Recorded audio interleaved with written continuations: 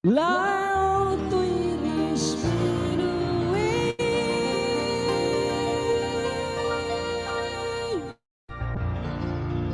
lemo-lemo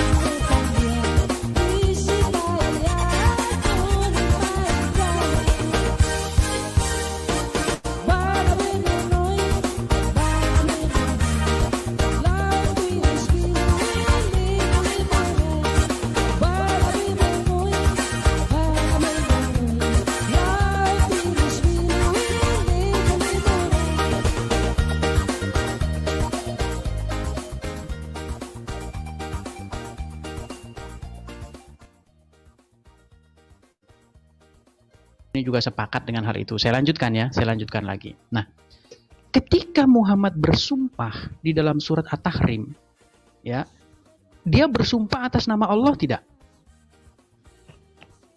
Kita buka dulu ayatnya, Bang. Kalau bisa tadi ayat Di berapa ya? ya, At-Tahrim 1 dan 2, Ustaz. Oh, oke. At-Tahrim 1 dan 2. Silakan lanjut. Ya, jadi At-Tahrim ya, itu berbunyi begini ya. Sesungguhnya Allah ya telah mewajibkan kamu membebaskan diri dari sumpahmu, dan Allah Maha Pelindungmu dan Maha Mengetahui, Maha Bijaksana. Nah, di sini kan Muhammad bersumpah ini. Kalau nggak bersumpah, nggak mungkin dia disuruh melepaskan diri dari sumpahnya. Pertanyaan saya ya kepada teman-teman Muslim di sini, ketika Muhammad bersumpah, apakah Muhammad bersumpah atas selain Allah? Oke, saya baca dulu, Bang. Silakan, original silakan. teksnya ya. Ya. Ya Yuhan Nabi, ya kan, wahai Nabi, lima tuharrim, mengapa engkau mengharamkan apa yang Allah halalkan? Lima tuharrim ma halallahu laka, mengapa kamu mengharamkan apa yang Allah halalkan bagimu? Tabdaghi mardati ajwajika wallahu ghafurur rahim.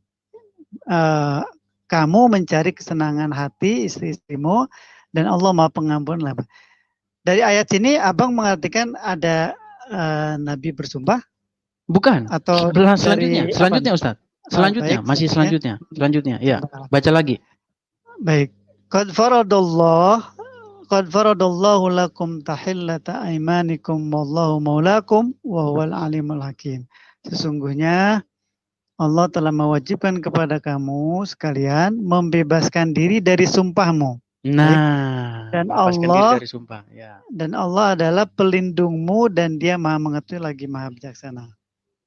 Oke, ya. Nah, pertanyaan saya, ketika Muhammad bersumpah di situ, ya, dia bersumpah dengan menyebut nama siapa? Ya, nama Allah. Nah, pertanyaan saya begini. Bagaimana mungkin seorang Muhammad ketika dia bersumpah, sudah tentu dia melibatkan Allah dalam perkara tersebut. Bagaimana mungkin Muhammad melibatkan Allah dalam suatu perkara, tetapi Allah tidak memerintahkannya? Oh, ke situ ya pertanyaannya. Ya. Oke. Sekarang gini deh. Sebentar. Mungkin silakan. Ya, Siapa? silakan Bang Ustaz. Hamzah. Ya, silakan Ustaz. Maaf saya potong. Bang Hamzah. Jadi sedikit saran kepada abangku Edis, jangan melompat dulu. Tadi juga saya bertanya, apa pemahaman Anda tentang wa ma yantiku apa itu? Di ayat itu ya. Anil hawa. Wa illa wahyuha. Ya. Tepat di situ. Jangan dulu ke at-tahrim, selesaikan dulu satu ayat itu dan juga hadis. Kan begitu? Ya, saya rasa kita tadi udah clear. Ya, saya rasa tadi kita udah clear. Ustadz Malianus juga udah nyambung tadi. Iya. Di surat An-Najm ayat 3 dan juga 4, ya. Di sini kan konteksnya apa? Dan tidaklah yang diucapkannya itu dalam kurung Al-Quran menurut kemauan hawa nafsunya. Nah, di sini adalah dijawab dengan ayat 4-nya. In huwa illa wahyu yuha. Ucapannya itu tiada lain hanyalah wahyu yang diwahyukan kepadanya. Oke, jadi ketika Muhammad bersumpah menyebut nama Allah, itu wahyu atau tidak?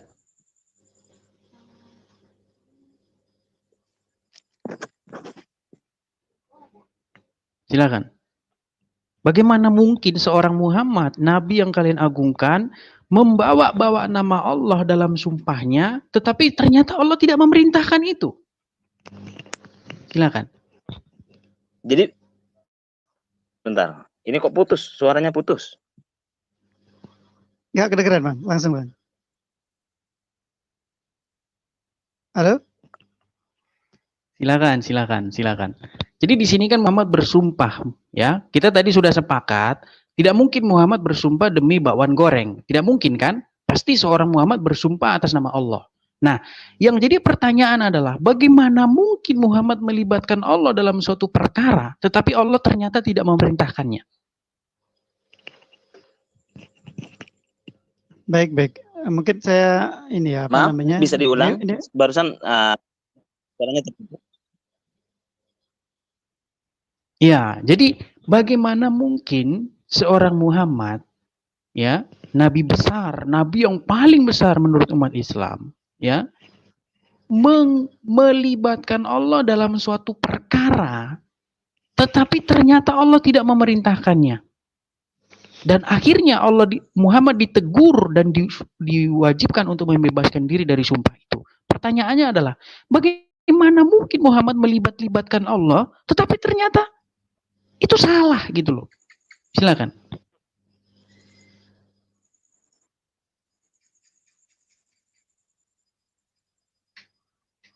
Pertama, Anda mempermasalahkan di surat An-Najm ayat 3 dan 4.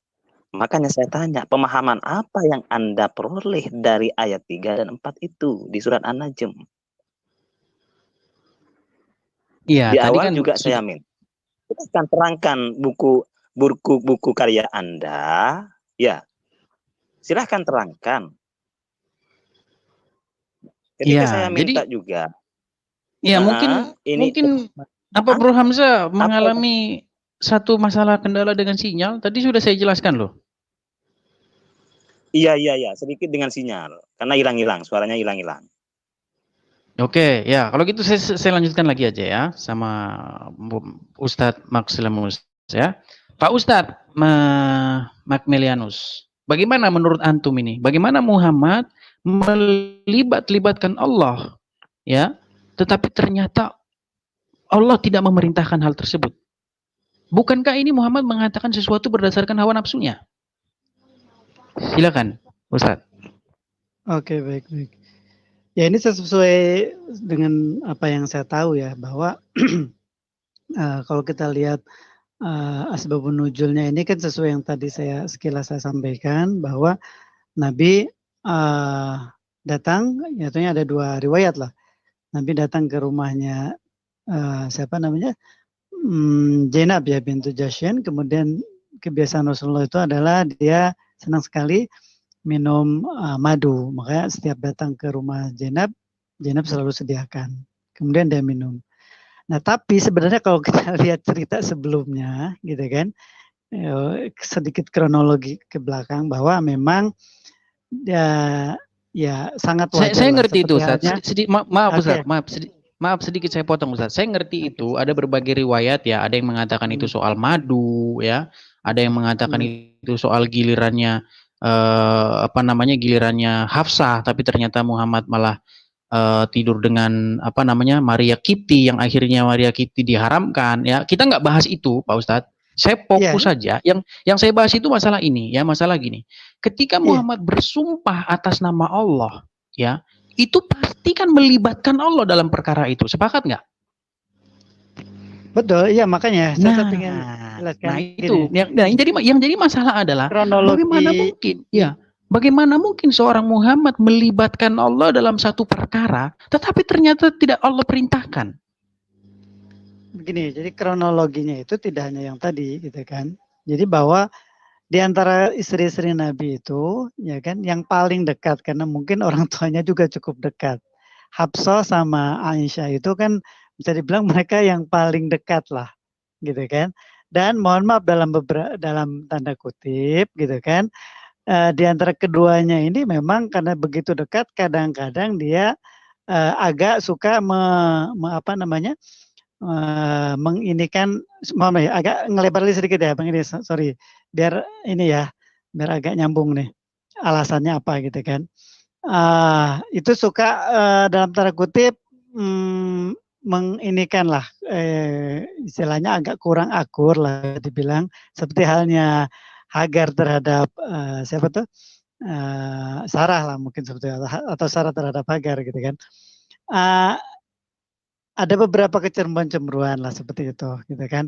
Nah, Nabi waktu itu ketika habis minum itu, ya kan, kemudian di satu riwayat ketahuan, ya artinya ketika datang ke rumah Aisyah, kemudian Nabi pada saat itu Aisyah ibaratnya dia nyindir Nabi lah gitu kan. Ya Rasulullah, engkau minum maghfir gitu kan. Maghfir ini sesuatu yang Bang ini sudah tahu lah ya kan. Manis tapi baunya kurang mengenakan. Mungkin kalau kita duren lah atau apa buat orang-orang yang kurang suka mungkin jadi mengganggu gitu kan. Nabi bilang tidak, saya habis minum madu gitu kan. Kemudian saya bilang ya istilahnya antum punya ini bau maghfir gitu kan. Kemudian Nabi, baiklah kalau tidak salah ya, mohon maaf kalau ini boleh dikoreksi kalau saya lupa. Nah, bilang, ya saya habis minum ini, gitu kan, habis minum madu di tempatnya itu, kalau kamu tidak suka saya akan haramkan madu tersebut, gitu kan. Tapi Nabi pesan kepada kepada Aisyah supaya tidak menceritakan ke yang lain, termasuk juga kepada Hafsah. Walaupun sebelumnya sudah kasak-kusuk nih Hafsah sama Sayyidina Hafsah sama Sayyidina Aisyah ini, gitu kan. Karena kalau kita lanjut ke ayat berikutnya, ini kan bagaimana akhirnya Allah sendiri yang turun tangan ketika mereka kasak-kusuk gitu kan. Kalau misalkan ini di belakang Rasulullah ada seluruh kaum muslimin, Allah, malaikat dan semuanya gitu mendukung Rasulullah gitu kan, sampai akhirnya mereka pada akhirnya bertobat juga lah ibaratnya, mengakui kesalahannya gitu kan dengan kasak-kusuknya itu. Itu yang pertama. Yang poin kedua bahwa ya saya melihat bahwa inilah sisi kebasyarihan, kemanusiaannya Rasulullah, bahwa Rasulullah terbawa bukan emosi lah, tapi mungkin biar menyenangkan gitu kan, biar menyenangkan Aisyah, ya kan, dia sampai mengatakan buat dirinya gitu kan, buat orang lain, mengharamkan sesuatu yang halal gitu kan. Sehingga ya kalau tadi dikatakan apakah ini atas perintah Allah atau tidak, ya pastinya kalau dari sisi basyariah atau kemanusiaan tidak. Makanya Allah sendiri langsung turun tangan, langsung menegur Nabi, ya kan, ya Rasulullah, kenapa engkau mengharapkan sesuatu yang dihalalkan gitu kan? Karena engkau demi katakanlah saya sedikit potong Ustadz ya. Saya sebenarnya sudah sangat paham sekali ya dengan ayat itu. Bahkan itu sudah pernah saya buat videonya ya mengenai maghfir dan lain sebagainya. Yang saya tanyakan di sini adalah perkara sumpah ini loh Pak Ustadz. Ketika Muhammad bersumpah, silakan Ustadz Raka. Ya, enggak, nanti saya nyambung karena waktu saya juga enggak begitu lama. Oke, boleh. Ya, oke. Ya, jadi poin yang ya, yang dimasalahkannya itu apa, sumpahnya apa gimana? Ya, jadi ya harus dari pertama ya. Tadi kan pertama saya mengutip satu ayat di dalam Al-Qur'an di mana dikatakan bahwa semua yang keluar dari lisan Muhammad itu bukan berasal dari hawa nafsunya, melainkan dari wahyu yang diwahyukan.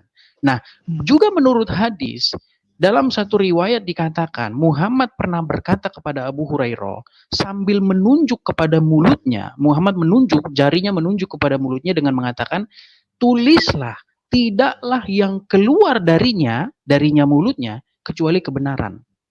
Nah, jadi menurut dua pondasi ini, saya menyimpulkan bahwa semua yang keluar dari lisan Muhammad itu tidaklah kecuali kebenaran, tidak lain kecuali kebenaran, bukan berdasarkan hawa nafsunya. Nah, tapi ternyata pernah terdapat satu peristiwa di mana Muhammad bersumpah. Tentu saja kita tadi sudah sepakat bahwa Muhammad pasti bersumpah atas nama Allah. Nah, tetapi ternyata Muhammad ditegur karena sumpahnya itu. Nah, yang jadi pertanyaan saya di sini adalah bagaimana mungkin seorang Muhammad melibatkan Allah dalam satu perkara, tetapi ternyata Allah tidak memerintahkannya. Bang Idris, baik. Kalau menurut saya sih sebenarnya di sini sih tidak ada masalah ya kalau menurut saya sebagai orang Islam ya kan, karena tidak semua harus dicampur adukan atau diramu menjadi satu hal yang harus seperti yang Bang Idris tadi sampaikan. Oke, berarti intinya Ustaz mengatakan bahwa perkataan Muhammad ada yang error gitu ya? Bukan error. Makanya tadi saya bilang gini. Terus waktu bersumpah atas nama Allah kenapa ditegur kalau nggak error? Sebentar gini ya, maksudnya. Silakan. Saya pengen biar bukannya framing lah. Insya Allah Bang Idris nggak seperti itu. Ya kan? Yang saya sampaikan ayat yang tadi dan hadis tadi, ya kan? Yuha yang diwahyukan, yang diucapkan itu kecuali wahyu itu merujuk pada Al-Quran. Itu sudah confirm bahwa ketika Nabi mengatakan sesuatu yang sesuai dengan diwahyukan, berarti itu hasilnya adalah Al-Quran dan itu sudah pasti kebenarannya. Itu satu, yang pertama. Yang kedua, ada kata-kata yang lain yang bukan wahyu. Kan tidak semua kata Nabi itu dicatat menjadi Al-Quran, kan tidak. Ya kan? Seperti misalkan ada gurauannya Nabi dan lain sebagainya gitu kan. Nah, ini juga Nabi pasti berusaha, karena kan ada ayat yang lain. Wa qulu qaulan sadida, ya kan. Nabi pasti jalankan juga, ya kan, berucaplah atau berkatalah kamu dengan ucapan yang benar. Ya kan, Nabi tidak mungkin melanggar ayat ini juga, gitu kan. Nah, ini yang kedua. Ya, jadi selain Al-Qur'an yang diwahyukan, hasil outputnya adalah Al-Qur'an, selain yang diwahyukan adalah ucapan Nabi, tapi ya kan sudah pasti benar juga. Tapi bukan Al-Qur'an. Nah, yang ketiga, jangan lupa ana basyarun mislukum, di ayat yang lain, aku ini adalah manusia seperti kalian. Ya kan? Walaupun aku dikasih wahyu. Nah, saya melihat ini ya kan, makanya langsung Allah tegur gitu kan. Nabi berarti dia melakukan sesuatu karena kesalahan. Berarti melakukan kesalahan. Ya, saya melihatnya kesalahan. Ya, kesalahan artinya dari Oke, berarti akuin dulu dong. Akuin dulu Muhammad melakukan kesalahan gitu ya. Ya, kita bilangnya bukan kesalahan. Dengan penghormatan, dengan segala penghormatannya itu kita bilang sebagai sisi kemanusiaan. kemanusiaannya. Sisi kemanusiaannya Bukan. karena memang Iya, beliau iya, seorang gini. manusia. Oke, gini. Ketika kan? Muhammad bersumpah atas nama Allah itu diperintahkan Allah atau tidak? Tidak. Nah, berarti itu kesalahan atau tidak? Ya betul Gini, salah. Betul Edi, salah. coba Silakan, kita silakan, gitu. silakan. Ya gini dulu, sorry Edi. Karena saya juga paling setengah jam ya, sorry.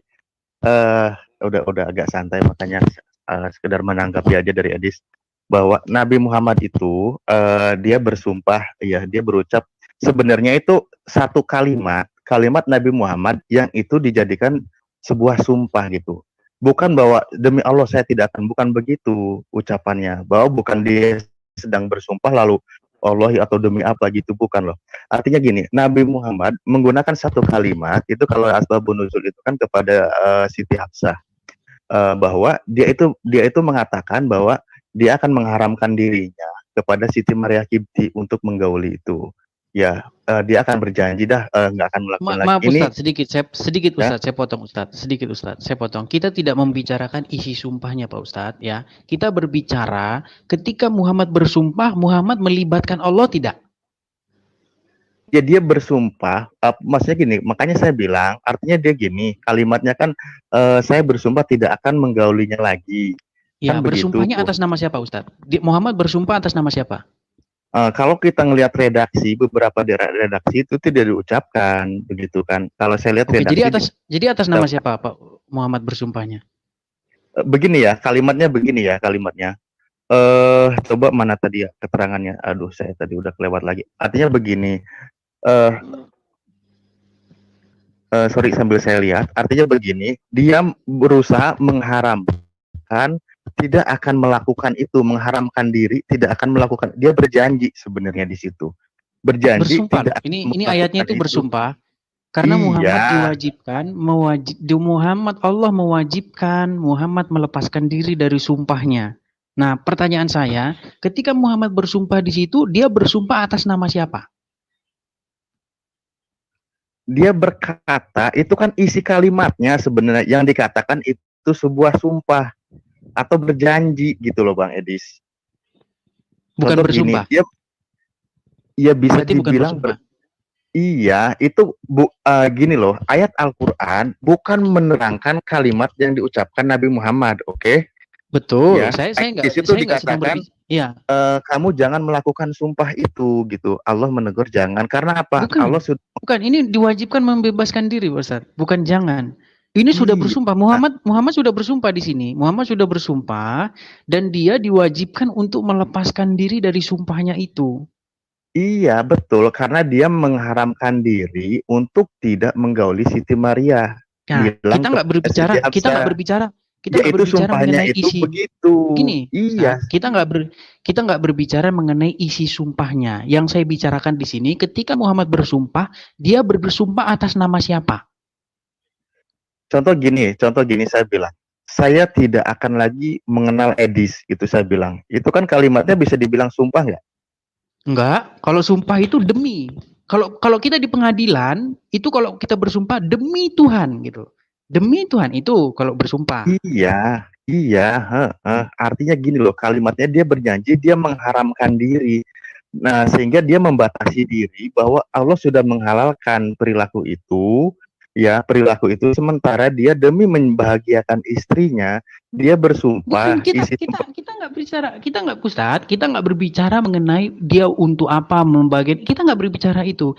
Yang saya tanyakan di sini adalah ketika Muhammad bersumpah atas nama siapa? Begini kalimatnya kan, puaskah engkau bila aku mengharamkannya atas diriku dan aku tidak akan mendekatinya lagi. Ya kan kalimatnya demikian. Mungkin Ali Praka belum nangkep ya. Yang saya bacakan dulu ayatnya ya. Di dalam At-Tahrim ayat 1 sampai kedua, ayat kedua berbunyi gini. Dan Allah Maha Pengampun, Maha Penyayang. Sungguh Allah telah mewajibkan kamu membebaskan diri dari sumpahmu. Perhatikan. Muhammad diwajibkan membebaskan diri dari sumpahnya. Pertanyaan saya, ketika Muhammad bersumpah di sini, dia bersumpah atas nama siapa? Tadi Ustadz Max sudah mengakui bahwa itu bersumpah atas nama Allah. Nah, pertanyaan saya, bagaimana mungkin ya Muhammad melibatkan Allah dalam satu perkara karena dia menyebut nama Allah loh, ya, bersumpah atas nama Allah. Bagaimana mungkin Muhammad melibatkan Allah dalam satu perkara tetapi ternyata Allah tidak memerintahkannya? Oke, sekarang kamu mempermasalahkan sumpah. Coba kamu kupas dulu apa yang disumpahkan oleh Nabi Muhammad waktu itu. Ya, di dalam Al-Qur'an. Kau kan sedang mengoreksi. Coba kamu jelaskan dulu. Di dalam Al-Qur'an tidak ada isi sumpah Muhammad. Adapun di dalam tafsir-tafsir itu pun juga tidak satu. Ada yang ngomong ini perkara madu, ada yang ngomong ini perkara Maria Kipti. Jadi kita tidak tahu sebenarnya yang mana gitu loh. Ya, riwayat mengatakan ada masalah Maria Kipti, ada yang mengatakan masalah madu, tapi itu bukan perkaranya. Perkaranya adalah perkara sumpah ini. Bagaimana mungkin Muhammad bersumpah? Ya, tentu saja bersumpah itu melibatkan Allah. Bagaimana mungkin bersumpah atas nama Allah, tetapi ternyata Allah tidak memerintahkan itu. Gitu loh. Nah, makanya ini kembali ke pertanyaan tadi. Bagaimana mungkin dapat dikatakan bahwa tidaklah yang keluar dari mulut Muhammad itu berdasarkan wahyu. Bukan berdasarkan hawa nafsunya. Gitu. Bang Idis, kalau saya sih tadi seperti yang saya sampaikan, ya kan, ini kan sisi basariahnya. Pertanyaannya kan kenapa harus melibatkan Allah? Nah sekarang kalau tidak melibatkan Allah, melibatkan siapa dalam sumpah? Ya kan, artinya ketika seseorang bisa meyakinkan orang lain itu ya dalam Islam biasanya dengan pasti melibatkan Allah gitu kan. Dengan kata-kata sumpah, hal qasam lah kalau dalam Islam ya kan, wallahi atau tallahi billahi dan lain sebagainya gitu kan. Katakanlah misalkan walaupun tidak ada redaksi yang secara clear menyatakan seperti itu, tapi misalkan kita ikutin Bang Edis ya kan, bahwa Nabi Muhammad bersumpah. Kenapa harus mengatakan bersumpah dengan melibatkan Allah? Ya memang ketika dia ingin meyakinkan, dia kan di situ motifnya Nabi Muhammad sampai dia bersumpah, ya kita tambahkan mungkin dengan nama Allah, ya kan, atau ya pasti dengan nama Allah juga. Ya tujuannya kan udah tahu motifnya, biar istrinya senang. Nah ini justru, ya kan, ini justru yang jawabannya, ya kan, karena bukan karena perintah Allah, ya kan, hanya Allah turun tangan di sini, Allah menegur Nabi. Gitu kan, karena dia mengharamkan sampai bersumpah gitu kan, dia mengharamkan sampai bersumpah untuk mengharamkan sesuatu yang halal gitu kan. Nah, bukankah itu salah? Ya, bukankah itu salah? Ya tadi saya bilang inilah sisi kebasariahan. Memang oke, berarti Muhammad salah ya? Ya dalam sisi ini kalau tidak salah kenapa Allah tegur? Oke, ya, berarti kan? Salah gitu ya? Salah. Muhammad berbuat ya salah kan? gitu. Oke, mantap. Ya, ini pengakuan yang jujur. Saya suka kalau gini gitu. Artinya Muhammad berbuat kesalahan gitu ya? Ya, kesalahan cuman karena dia seorang utusan Allah, seorang yang selalu dibimbing sama Allah, termasuk juga malaikat Jibril, langsung dibenarkan. Misalkan dalam surat Abasa wa Tawalla. Ustaz tahu nggak hukumnya di dalam hukum Taurat kalau bersumpah atas nama Tuhan sembarangan? Gugur loh itu, kenabiannya kalau menurut hukum Taurat gugur loh itu. Ya kan Taurat kita tahu, ya kan diyakini, tapi ya kan semua sudah disempurnakan dengan Al-Quran. Kan Bang Edis tahu bahwa tidak ada ayat Al-Quran yang menunjukkan untuk menjalankan apa yang ada dalam Taurat, tapi meyakini bahwa Taurat itu adalah ya kan ada dan sebagai kitab ahlul kitab gitu kan. Tapi ayat menjelaskan harus menjalankan apa yang ada dalam Taurat kan tidak ada. Kecuali milah Ibrahim. Ya. Enggak, maksudnya enggak melebar dulu kemana-mana. Jadinya ya, sudah dua yang mengakui bahwa ternyata Muhammad melakukan suatu kesalahan dan ternyata perkataannya. Ya, sekarang kalau misalkan Allah yang membimbing kemudian langsung membenarkan. Nah, berarti ada dalam ayatnya, saya agak lupa, mungkin sampai kita cari, bahwa memang Allah melarang kita gampang-gampang menghalalkan atau mengharamkan sesuatu. Sampai Nabi pun Allah tegur ketika dalam tanda kutip di sini ya, Nabi mengharapkan padahal buat orang lain, buat dirinya gitu kan. Ini pun Allah tegur gitu kan. Apalagi ya mohon maaf lah, misalkan ada kadang-kadang mungkin teman-teman yang ini haram, bentar-bentar dikit-dikit haram, padahal sebenarnya itu dilarang, Al-Quran melarang seperti itu. Jadi menurut saya tidak ada masalah dalam hal ini, ya kan? Clear, ya kan, dari sisi ayatnya, dari sisi kejadiannya, kronologinya, bahkan banyak hikmah dari sini.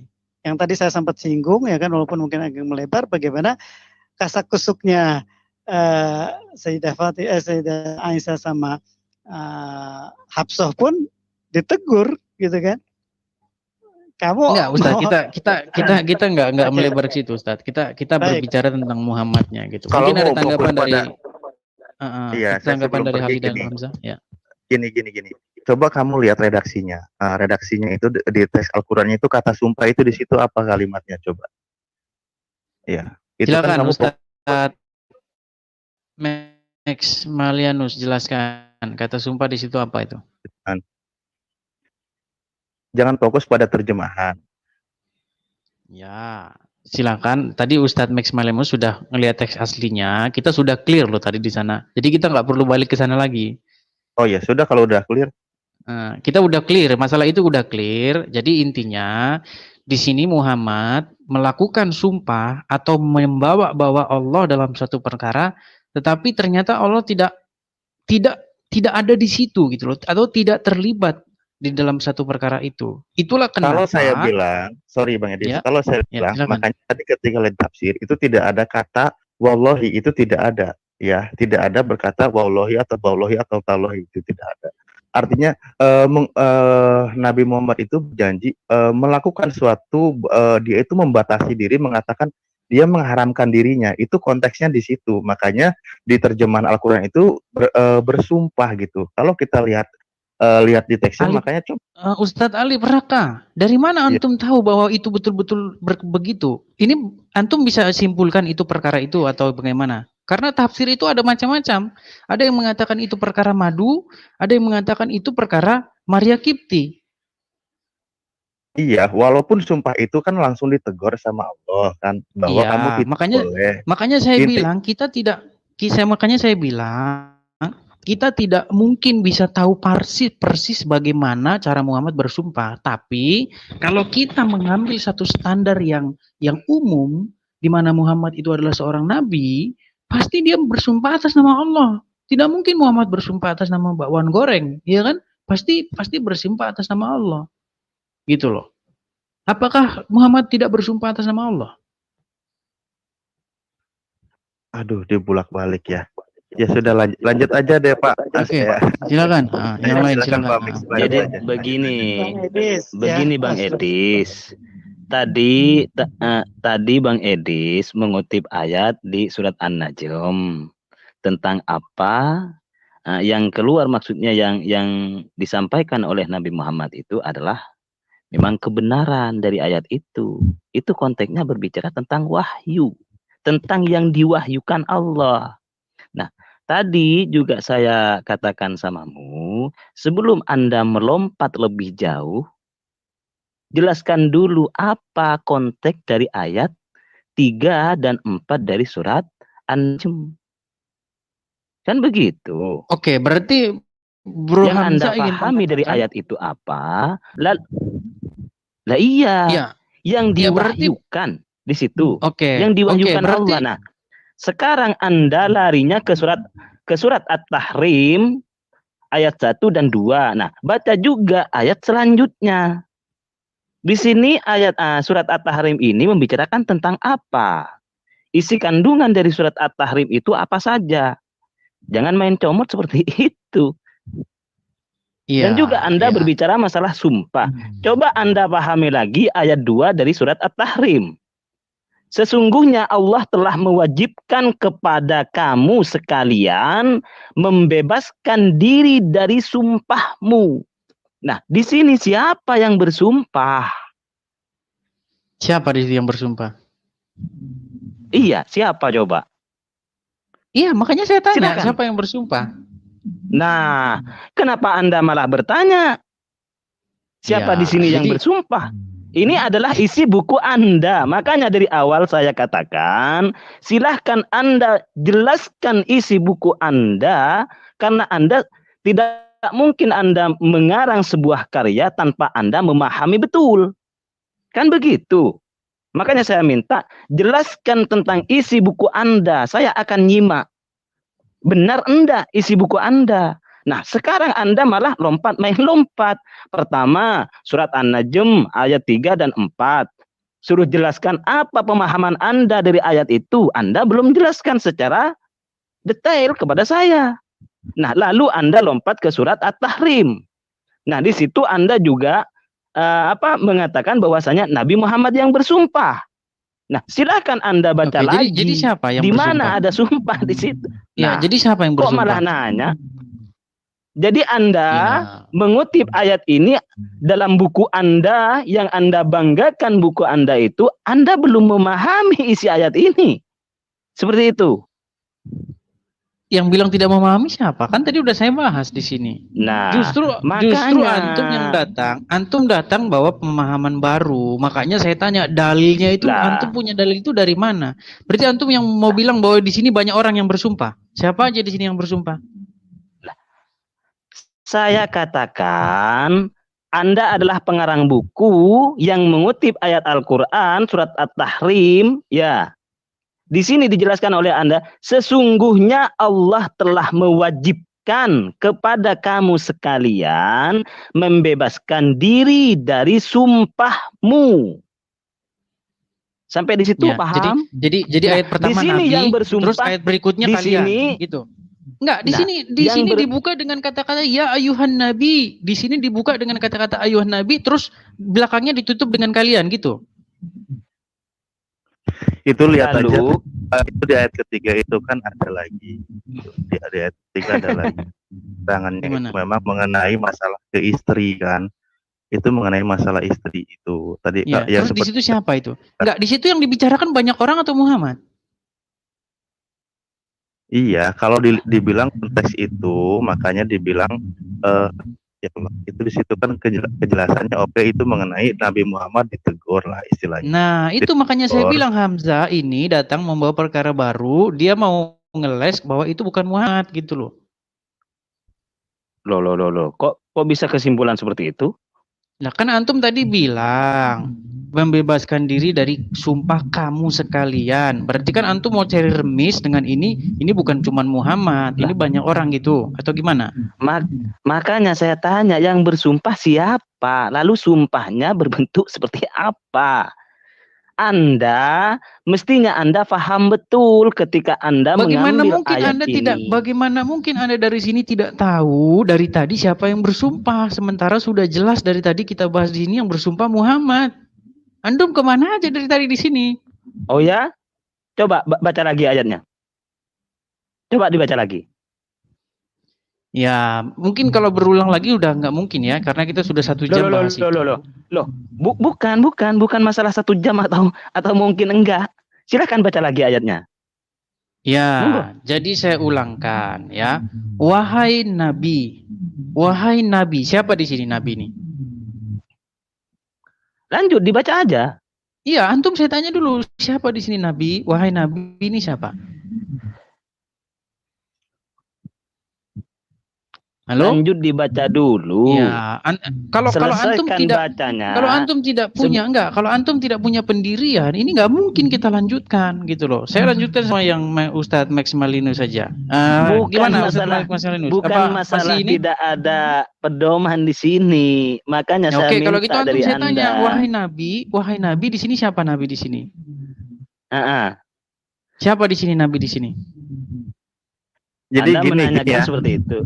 Ya, gimana? Sebelum pamit gini aja lah, mohon maaf gitu. Pak Mas, mohon maaf juga saya begini. Intinya begini, makanya saya bilang tadi adalah di situ di ayat awal ditegur bahwa pertama gini kan Nabi, oke lah ini Nabi Muhammad sedang ditegur ya ditegur oleh Allah, di mana Nabi itu telah mengharamkan diri sementara Allah sudah menghalalkan. Apa itu menghalalkan dirinya? Bahwa dia berucap, saya mengharamkan diri, istilahnya kalau konteksnya di sini ke ayat ketiga, bahwa dia tidak akan lagi bla bla bla bla gitu. Itu diucapkan kepada Siti Aisyah gitu kan. Nah, itu konteks itu yang dibilang suatu sumpah gitu di sini keterangannya. Itu menurut saya. Sehingga kalimatnya itu suatu sumpah. Kenapa kamu mengharapkan diri sementara Allah sudah menghalalkan gitu. Lalu yaitu di ayat kedua, sesungguhnya Allah telah mewajibkan kepada kamu sekalian membebaskan diri dari sumpahmu itu. Jadi Allah menegur bahwa Allah suruh membebaskan diri dia dari sumpahnya itu, yang dia bersumpah bahwa sudah mengharamkan diri dari apa yang sudah dihalalkan oleh Allah. Dan di situ memang ya keterangan juga Nabi juga melakukan kifarat sumpah, artinya ada suatu kaidah tertentu ketika dia melakukan sumpah lalu sumpah itu dicabut, begitu loh. Itu pertama teguran ya, Allah menegur gitu. Apakah Nabi Muhammad waktu itu salah? Ya tentu juga tidak. Saya tidak bisa mengatakan dia salah gitu, karena dia itu karena di situ Nabi ditegur itu oleh Allah karena dia itu ingin seolah kamu itu ingin memuaskan istrimu, tapi juga apa ya, ke yang lain tidak mempertimbangkan perasaan yang lain gitu. Makanya contoh dia mengharamkan diri. Jadi antum mempunyai silogisme berpikir bahwa ditegur itu karena benar ya. Orang ditegur itu karena benar, karena melakukan kebenaran gitu ya. Aduh, ini panjang lagi kalau saya bahas nanti. Nah, kalau enggak nanti kapan Oke, di sini Muhammad ditegur enggak? Iya, ini turun ayat. Oke. Kalau ditegur itu karena benar atau karena salah? Iya, enggak. Kalau ditegur itu karena benar atau karena salah? Baik gini loh, Bang. Baik Bang Edis, begini ya. Saya jelasin dulu sebelum saya pamit. Artinya begini, Nabi Muhammad itu melakukan sesuatu walaupun sebenarnya ya itu kan masalahnya konteksnya begini. Ya, tidak ada yang salah yang diucapkan oleh Nabi gitu kan. Tapi di sisi lain Allah bahwa ya, kalau tidak ada yang salah, bagaimana mungkin ditegur, Ustadz? Saya minta gini loh, Ustadz. Kita sama loh, semua kita sama, ya. Kita sama-sama kalau itu mau jujur, kita sama-sama orang nggak mungkin bisa mengingkari kebenaran. Nah, pertanyaan saya sama antum, bagaimana mungkin seseorang ditegur kalau dia tidak salah? Coba. Iya. Kalau saya jelasin panjang sih konteksnya, Okay. Contoh seperti lalu kita contoh seperti yang konteks mengenai yang Ibnu Maktum itu, bagaimana itu perilakunya seperti apa Nabi Muhammad. Sisi basariah tadi yang dijelaskan ya. Hanya seperti lah bahasa manusia itu tiada lain, masalahnya katanya salah. Kadar salah itu seperti apa? Makanya nanti kan panjang juga diceritakan gitu loh. Ya, ini ya, kita nggak berbicara mengenai kadar kesalahan, kita nggak berbicara itu. Artinya gini, teguran itu datang karena kebenaran atau karena kesalahan? Begini, yang dilakukan Nabi Muhammad, Enggak, gini Ustadz, coba sebelum kita ini kita harus jujur sama diri sendiri. Yang saya tanyakan, teguran itu datang karena kebenaran atau karena kesalahan? Kalau perilaku yang ada pada diri manusia saya biasa, okelah saya melakukan salah, ya. Saya melakukan salah, makanya saya ditegur. Itu kan kaidahnya gitu. Hanya ini berkaitan dengan wahyu dari Allah karena kehati-hati. Iya. Pertanyaan saya sangat simpel, Ustadz. Saya simpel paham. Pertanyaan saya. Iya, karena pertanyaan salah. Saya simpel. Saya ulangi lagi. Oke, karena salah. Siapa yang salah di sini? Siapa yang salah di sini? Makanya kaidahnya kalau seperti manusia biasa. Yang salah siapa? Tadi antum sudah mengakui ada kesalahan. Oke, siapa yang salah di sini? Iya, kalau ke bahasa saya, oke, ini suatu kesalahan buat saya gitu. Makanya mengenai konteks. Bukan antum. Iya, antum di sebentar sini. dulu. Kita bicara. Jangan diputus dulu ya. Mengenai kepada sistem saya manusia biasa pasti ditegur karena salah. Lalu bagaimana ayat ini bahasanya seperti ini? Ini kan Nabi Muhammad bahwa dikasih tahu oleh Allah bahwa kamu itu jangan melakukan itu, walaupun sebenarnya itu bukan salah gitu ya. Perilaku bukan salah gitu. Ya, artinya apa? Di situ kan Nabi Muhammad sedang melakukan sesuatu. Ya, makanya kalau saya panjang lagi, bahas lagi lebih panjang ya. Bukan suatu sifat kesalahan yang sifat salah mutlak gitu loh. Ya, itu kenapa Nabi Muhammad. Gini Ustadz, saya tidak sedang berbicara kesalahannya ini tingkatnya separah apa. Kita nggak ngomong itu ya. Yang saya tanyakan adalah teguran datang itu bukan karena sesuatu yang benar, tapi karena sesuatu yang salah. Antum sudah mengakui. Nah, pertanyaan saya adalah siapa yang salah di sini? Jujur aja, Ustaz. Kita nggak boleh nipu diri loh. Jujur, siapa yang salah Saya di sini? tidak menipu diri, makanya saya kalau bahas panjang, ini kita bahas. Artinya gini, ada konteks bagaimana nanti berujung kepada suatu kesalahan kan gitu. Lebih panjang lagi kan dibahas. Ya oke lah, silakan saja. Karena gini, kami sudah meyakini bahwa Nabi Muhammad itu al-maksum ya, terjaga dari sifat kesalahan dan lain sebagainya gitu loh. Ya, makanya nanti kalau dibahas bagaimana sih memahami ayat ini, ya itu kan lebih panjang lagi. Saya bilang biar tidak salah memahami begitu. Mengenai pendapat orang lain banyak ya silahkan saja, itu pendapat yang lain. Makanya saya bilang Ya, kalaupun ini dijelaskan, menarik Ustadz. Ustadz iya masih makanya saja menarik. mengakui bahwa Muhammad tanpa salah ya. Pertanyaan saya begini Pak Ustadz. Kalau Muhammad tidak salah, bagaimana mungkin Muhammad ditegur dan dia disuruh membebaskan diri dari sumpah yang pernah dia ucapkan? Aduh, diulang lagi. Oke, kalau saya bahas, nanti kalau mau ngikutin pola saya silahkan, nanti kita di lain waktu boleh ngobrol ya. Saya udah ada, maksudnya udah ada WA. Ya, besok saya bahas bab selanjutnya ini. Besok saya bahas bab selanjutnya. Saya minta Ustaz besok hadir ya. Ya, Saya silakan. sih, bahwa kan kita tahu ya Al-Quran itu hudan linnas wa bayyinatin minal huda. Saya izin permisi dulu ya Pak. Mohon maaf, saya izin pamit dulu ya Pak. Ya, Mohon silakan. Kita akan silakan ya. Nanti di lain waktu saya insya Allah gabung. Ya, makasih. Assalamualaikum untuk kaum muslim semua. Oke, waalaikumsalam warahmatullahi. Oke ya. Jadi ini kan mengenai katakanlah Nabi Muhammad gitu ya. Nah, Islam ketika melihat sosok Nabi Muhammad itu di samping dari Al-Quran sebagai sumber utama, ya didukung juga dengan Al-Hadis, ya kan? Dalam surat Al-Maidah ayat 67 itu ada kata Allah ya'simuka minan nas. Ada kata ya'simuka itu bermakna ismah atau biasa kita kenal dengan maksum itu, ya kan? Jadi Allah terjaga. Ini maknanya memang agak luas ya Bang Edis ya. Kemudian juga yang tadi saya sampaikan bahwa dalam surat An-Nahl ya ayat 116 ya surat 16 menanyakan bahwa jangan mudah menyebutkan ini halal ini haram. Saya baca lengkapnya, wala taqulu lima tasifu alsinatikum al-kadhiba hadza halal wa hadza haram. Ya kan? Al-ayah. Artinya janganlah kamu mengatakan terhadap apa yang disebut-sebut oleh lidahmu secara dusta. Ini halal dan ini haram. Untuk mengadang-adakan kebohongan terhadap Allah. Sesungguhnya orang-orang yang mengadang-adakan kebohongan terhadap Allah tiadalah beruntung. Atau ada ayat lain juga yang maknanya bahwa Allah sudah mengampuni Nabi, ya kan, yang lalu dan yang akan datang. Dia kan banyak ya. Jadi kan Al-Quran itu adalah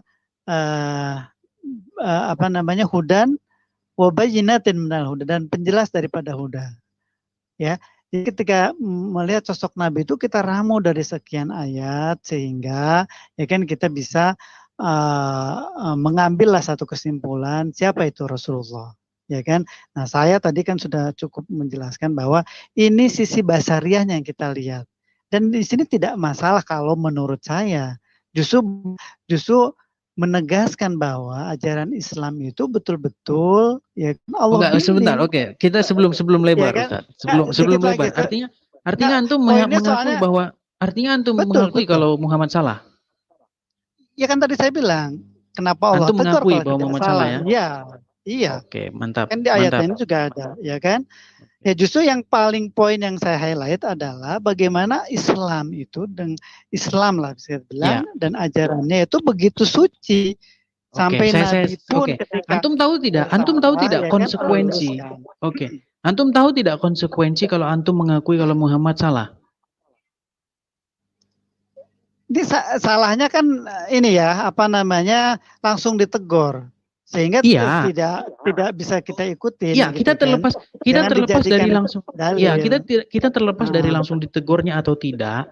Yang jelas antum mengakui bahwa Muhammad berbuat salah gitu ya. Betul. Dalam hal ini ya. Oke.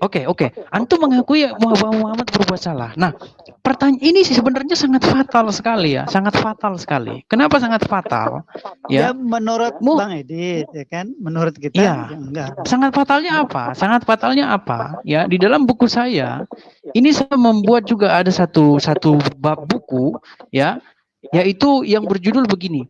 Apakah Muhammad menyetarakan diri dengan Allah? Nah, di dalam buku ini ya, di dalam buku ini Itu Bang Edit yang lain deh. Itu besoknya bukan, ini kaitannya. Ini kaitannya dengan ini, Ustaz. Karena antum tadi kan mengakui bahwa Muhammad berbuat salah. Nah, Jangan lompat dulu. Selesaikan satu. Maksudnya gini, Bang Edit. Ini enggak lompat. Bang Edit, Ini enggak lompat.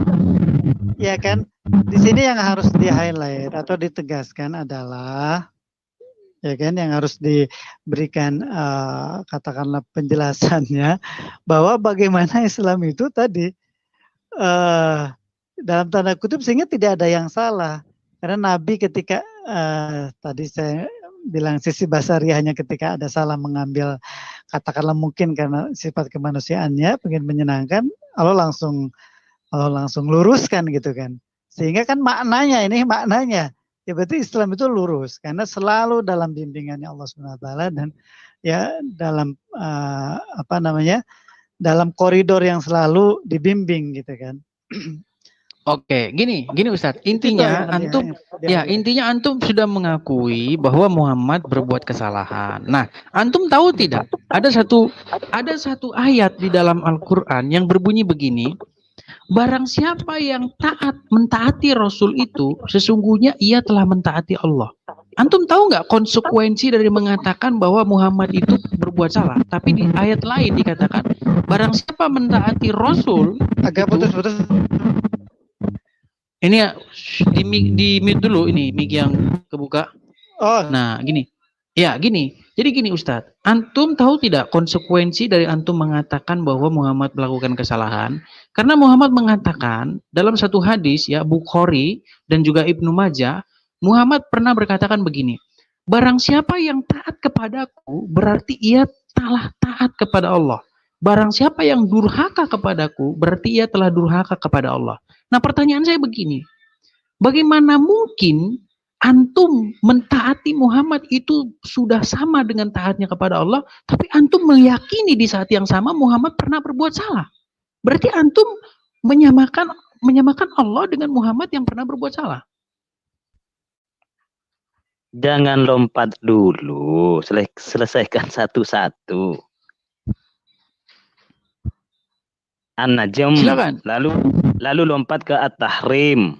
Nah, sekarang mau lompat kemana lagi? Enggak, ini enggak lompat, Bro Hamzah. Ini enggak lompat. At-Tahrim sudah.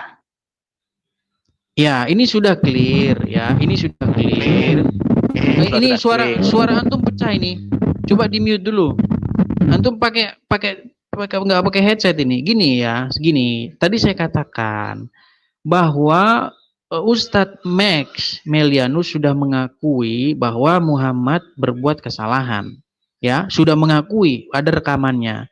Nah, yang ini vital. Kenapa ini fatal? Fatal karena Muhammad mengatakan barang siapa yang taat kepadaku maka dia sudah sama taat kepada Allah. Artinya begini, bagaimana mungkin antum mentaati sesuatu yang bisa salah, tetapi di saat yang sama mentaati orang yang bisa salah itu sama statusnya dengan mentaati Allah. Ini fatal gitu loh. Silakan Ustadz Max. Oke. Kalau menurut saya sih pertanyaannya yang salah ya. Karena kalau dinilai gitu kan, kejadian yang tadi dalam tanda kutip ya kan sudah menjadi benar. Terus yang masih dianggap salahnya di mana? Oke, saya kasih contoh ya. Saya kasih contoh. Saya kasih contoh Ustaz. Saya kasih contoh Ustaz ya. Saya kasih contoh ya. Ini masih lanjutan ya, masih lanjutan apa namanya? Apakah ucapan Muhammad itu adalah itu apa namanya? Yang ini saya kasih contoh. Sebentar. Sebentar Ustaz, sebentar Ustaz. Ya. Ya, saya kasih contoh ya. Saya kasih contoh. Coba di mute dulu ini biar nggak bendal suaranya ya. Biar nggak feedback ya. Nah gini, saya kasih contoh ya. Ini dalam buku saya juga di halaman 43 ya. Dari Anas ya, bahwa Nabi pernah melewati suatu kaum yang sedang mengawinkan pohon kurma, lalu ia bersabda, sekiranya mereka tidak melakukannya, kurma itu akan tetap baik-baik saja. Tapi setelah itu, ternyata kurma tersebut tumbuh dalam keadaan rusak. Hingga suatu saat Nabi melewati mereka lagi dan melihat hal itu, beliau bertanya, ada apa dengan pohon kurma kalian? Mereka menjawab, bukankah Anda telah mengatakan hal ini dan hal itu? Beliau bersabda, kalian lebih mengetahui urusan dunia kalian. Nah, ini saya ulas di sini. Ini perkara vital loh ini ya. Kalau ini antum nggak boleh main-main loh ini. Ya, ini vital ini ya. Yang jadi pertanyaan di sini adalah begini. Bagaimana mungkin Muhammad di satu pihak Muhammad pernah mengatakan tidaklah yang keluar dari mulutnya itu kecuali kebenaran, tetapi di pihak lain ketika para petani kurma mengikuti perkataannya dan mereka mengalami gagal panen, Muhammad mengatakan, kalian lebih mengerti urusan dunia kalian. Bukankah Muhammad mengatakan bahwa barang siapa yang taat kepadanya sama saja dengan taat kepada Allah? Lalu mengapa ketika para petani kurma mentaatinya seperti sama taatnya kepada Allah dan mereka mengalami gagal panen? Mengapa Muhammad seperti seolah-olah berbalik arah dengan mengatakan bahwa kalian lebih mengerti urusan dunia kalian? Mengapa Muhammad mengatakan barang siapa yang taat kepadaku berarti ia taat kepada Allah? Bukan mengatakan barang siapa yang taat kepadaku dalam urusan dunia, maka ia taat kepada Allah. Apakah Muhammad mengatakan barang siapa yang taat kepadaku dalam hal urusan dunia? Kan tidak. Muhammad ya, bukankah dia mengatakan barang siapa yang taat kepadaku maka ia sudah sama dengan taat kepada Allah. Bukan mengatakan barang siapa taat kepadaku dalam hal urusan dunia. Nah, sekarang yang mana yang benar? Barang siapa yang taat kepadaku atau barang siapa yang taat kepadaku dalam hal urusan dunia? Nah, ini saya tutup kalimatnya ini. Wahai Zakir Naik dan kawan-kawan, bagaimana mungkin Anda mengajak saya menjadi Islam? Bukankah nanti nasib saya sama seperti para petani kurma itu? Justru sebaliknya, sayalah yang mengajak kalian untuk menjadikan sebentar. Itu Anda bikin pertanyaan lalu nanti Anda mau menjawab sendiri, begitu maksudnya. Lalu Anda juga yang memberi kesimpulan bahwasanya kesimpulan Anda itu benar, pertanyaan Anda benar, jawaban Anda silakan benar, dibantah. kesimpulan Anda Salahnya benar, di mana? buku Anda benar. Nah, sekarang apa yang mau Anda bahas itu apa dulu? Kok malah saya udah ngomong dari tadi ya. yang mau apa? Dari tadi antum kemana kok yang mau dibahas apa? Anda terlalu panjang. Repot ini. Anda lompat sini, lompat sana, nanti masalah taat, masalah perkataan Nabi. Kan begitu. Antum, jangan lompat-lompat dulu. Kok lompat-lompat gimana? Nah, iya memang loh ini yang saya omong ini mudah dicerna loh ini. Bang Hamzah atau gini aja. Lanjut aja. Lanjut atau gini aja. Mohon maaf, sebenarnya ini kan saya sudah bahas di channelnya Bang Edis ketika membahas ini, dan bahkan kapan waktu itu pernah saya langsung juga saya pernah sampaikan ya kan mengenai hadis antara petani kurma dan Rasulullah. Pertanyaannya kan, apakah hadis ini sahih atau dhaif atau bahkan maudhu, kan seperti itu ya. Nah, saya sudah membahas dan menjawab mengenai hal ini. Tadi kan sudah clear betul apa yang Bang Edis sampaikan, bahwa tidak ada ucapan Nabi itu kecuali benar, ya kan? Kalau yang diwahyukan jadi outputnya Al-Quran.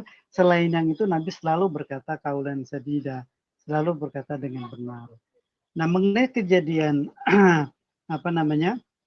petani kurma atau saran Nabi untuk tidak mengkawinkan, ya. Ini kalau kita lihat, ya kan? Kalau kita lihat maknanya kan seakan-akan Nabi ini pertama bukan orang Arab, ya kan? Kemudian yang kedua, dia tidak hidup di lingkungan Arab. Ya. Yang ketiga yang paling fatal, ya kan, Nabi ini adalah, saya selalu bilang, adalah Al-Quran yang berjalan. Nabi itu, Sayyidina Ali bilang, khuluquhu khuluqul Quran. Akhlaknya seperti akhlak Al-Quran. Artinya Nabi adalah orang yang paling dan sangat-sangat paham terhadap Al-Quran dan dia menjalankannya. Kenapa saya jawab seperti itu? Dalam Al-Quran banyak, Bang, ya kan, yang menjelaskan tentang bahwa Allah menciptakan sesuatu itu secara berpasang-pasangan. Ya, contoh, misalkan dalam surat Az-Zariyat ayat 51, surat Zariyat surat ke-51 ya kan, ayat 49. Wa min kulli syai'in khalaqna zawjaini la'allakum tadhakkarun. Ya kan? Dan segala sesuatu kami ciptakan berpasang-pasangan supaya kamu mengingat kebesaran Allah. Dalam surat An-Najm ayat 45, wa annahu khalaqaz zawjaini dzakara wal unsa. Ya kan, dan bahwasanya dialah yang menciptakan berpasang-pasangan pria dan wanita. Dalam surat Al-Qiyamah, ya kan, surat 75 ayat 39, faja'ala minhu zawjaini dzakara wal unsa. Ya. Oke, berarti Ustadz Max ingin membuang hadis ini gitu ya? Sebentar nanti ya kan. Dan bahkan ada di ayat yang lain menjelaskan sampai buah pun itu ternyata dia berpasangan. Iya enggak, maksudnya gini, berarti Ustadz Max mengakui bahwa ini hadis ini palsu gitu. Nah, saya bisa katakan. Kenapa? Ketika ya saya waktu zaman kuliah, teman saya membahas tentang hadis ini. Hadis yang dikenal. Berarti hadisnya palsu gitu ya. Di umur duniakum, engkau lebih tahu daripada urusan dunia. Ya. Oke, kalau palsu kenapa? Kalau palsu kenapa Abu Hurairah kenapa Bukhari memasukkan itu ke dalam hadis? Ya kalau yang itu tanya ke yang lain. Kalau nanyanya ke saya. Bukan, antum kan mengatakan enggak. Ya, makanya saya antum jawab. mengatakan bahwa hadis itu palsu. Baik. Nah, ya, jadi berarti antum mengatakan bahwa Bukhari itu tidak berkualitas atau gimana? Memasukkan hadis palsu ke dalam hadisnya atau gimana? Begini, saya selalu menjawabnya. Bang Max, sebentar saya potong sebentar. Jadi gini, Bang Edis, saya udah harus turun ya. Saya harus turun. Saya ada keperluan juga ya. Mohon maaf, mungkin di lain hari nanti ya, kalau memang mau di-live-kan lagi ya.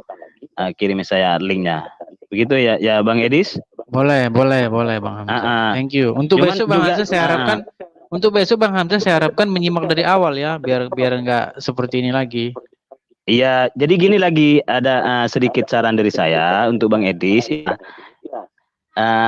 Karena yang mau ditunjukkan adalah mau dipresentasikan itu buku Anda. Jadi nanti mungkin harus dirubah itu daftar isinya begitu. Nggak usah banyak-banyak daftar isinya, satu aja ya.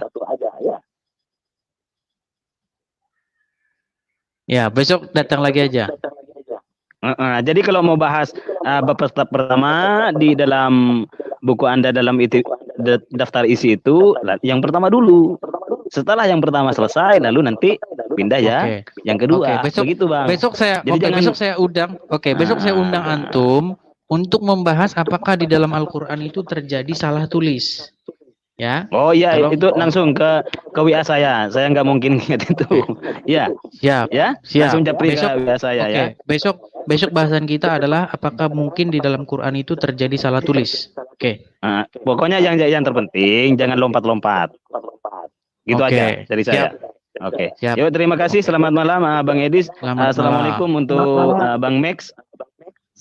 Waalaikumsalam. Waalaikumsalam. Baik, terima kasih. Jadi intinya Bang Edis, saya dalam melihat hadis itu, mungkin boleh diceklah di beberapa channel yang lain, saya selalu dengan catatan, ya kan? Kan Bang Edis tahu juga lah, mungkin sudah meneliti kan.